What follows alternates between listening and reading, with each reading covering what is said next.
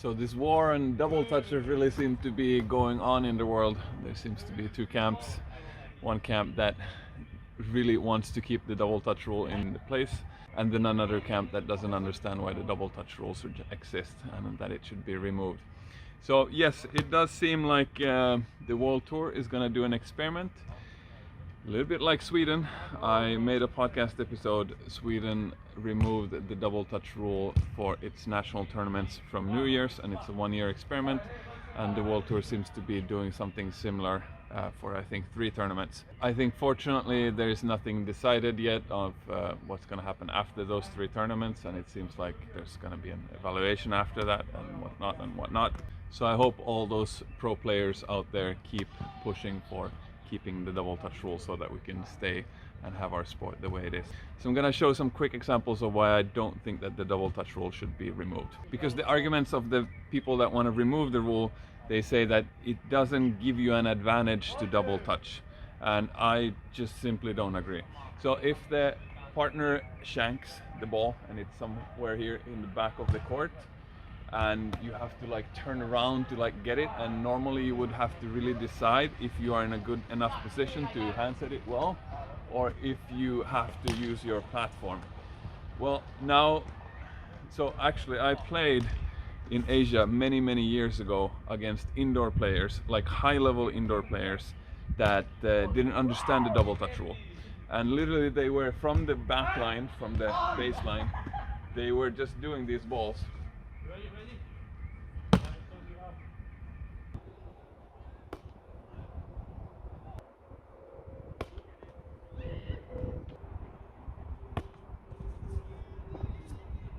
Like they would simply just slap the ball all the way to the net and like put it on the net. Like I believe I've never tried to train this skill to slap balls accurately to the net from the baseline, but I do believe that if you practice that, you can get good at that, and like it's just going to give in that case like a lot of accuracy of setting in the craziest of situations.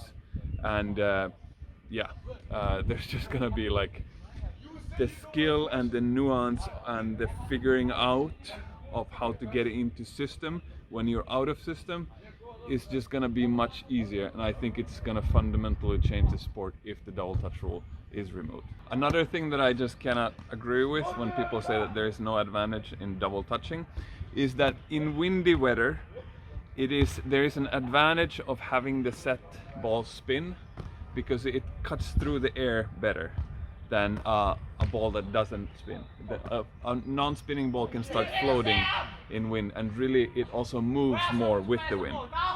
So I don't know what would happen, but I do believe that if the double touch rule would be removed, there would be a new technique that would develop over time, which would be to put deliberate spin with your handset in windy weather. So it would look, I don't know what it would look like, but something like this.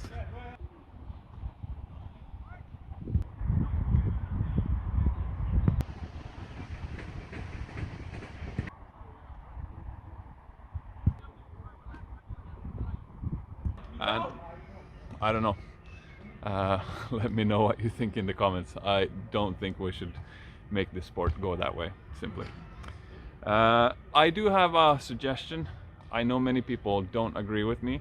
I don't think this should happen on the highest levels or the World Tour levels.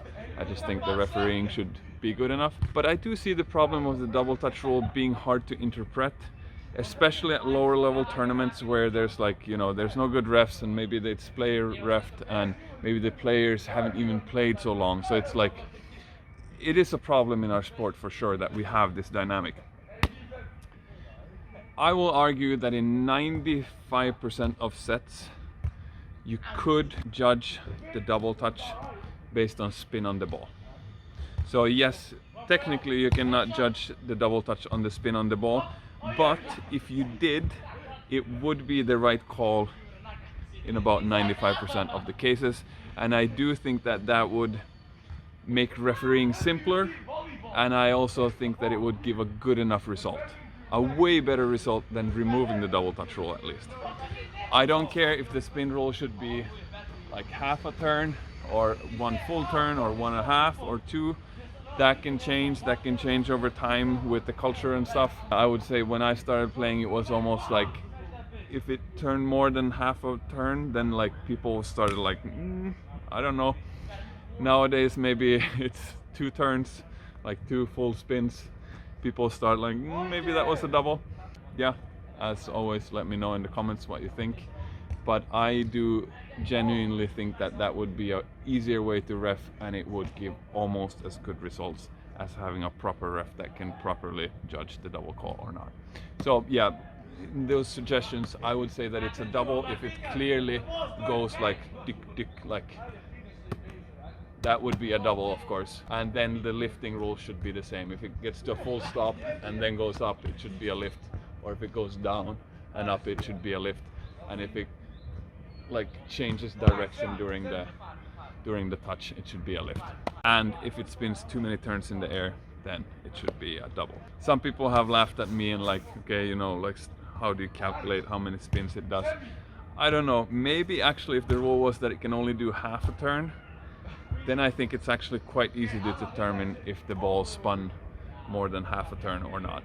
If it's like 2 turns, then yeah, I can. When it's like 1.8 turns or 2.2 turns, there can be some arguing. But yeah, I don't know. I did make a podcast episode in December last year when Sweden was about to change their rule, and it has even more counter arguments to this idea. So go listen to that if you're curious. But yeah, it will be very interesting to see what comes out of this FIVB experiment. And I just hope that we can keep the soul of the game alive with actually having some quality on the touches that we have to do on the court. It will become jungle ball or barbecue ball or whatever people call it otherwise. I don't know how good of an argument this is for keeping the double touch rule, but there is a part of me that believes that when you have to get good at handsetting to handset, and you also have to spend some time thinking to even understand the handsetting rule, it does actually make beach volleyball a little bit of a more niche sport, like a sport that you have to understand a little bit to watch it and play it. And I do also believe that that creates more loyal fans or more like passionate players that like stay in the sport like year after year after year after year, because it's like once you took the initiative to understand this rule, once you learned how to do it, and like it does feel good to handset cleanly, it just like becomes a little bit of a part of your soul, and I think that is good for our sport. I don't think it's complete happenstance that most of the people that I know that have been very long in the communities and have been very driving to like develop the local communities and like organize tournaments, organize training camps, that almost all of these players are against this rule change. But yeah, as I said, we'll see what happens.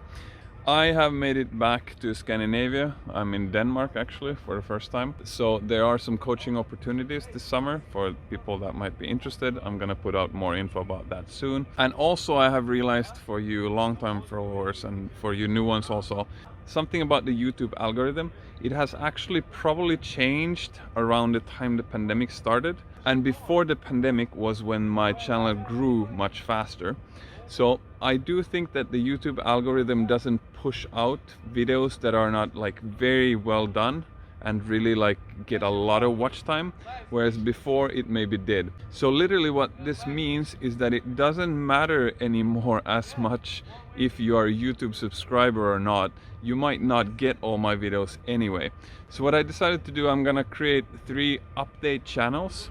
So basically just chats in your WhatsApp app or your Telegram app or your Facebook Messenger app, which just is simply just a thing where I post when I post new videos, and it will just pop up in your messages.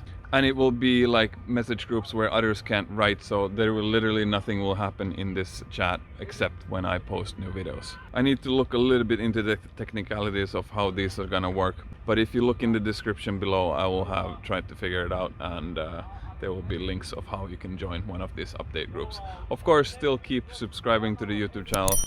We need the subscriber numbers too. but I would recommend that you also join one of these update channels for the app that you use the most. This is gonna be a nice middle ground between being a YouTube subscriber and being an email subscriber. I can just very quickly send updates when I upload new videos. And yeah, summer is coming. We have here in Scandinavia these forever sunsets, and we're starting to see them now. And I hope that this is gonna be a good summer, and I'm gonna be able to release a lot of good content. And yeah, I hope everyone is stoked for a good beach volleyball summer, and I'll talk to you soon again.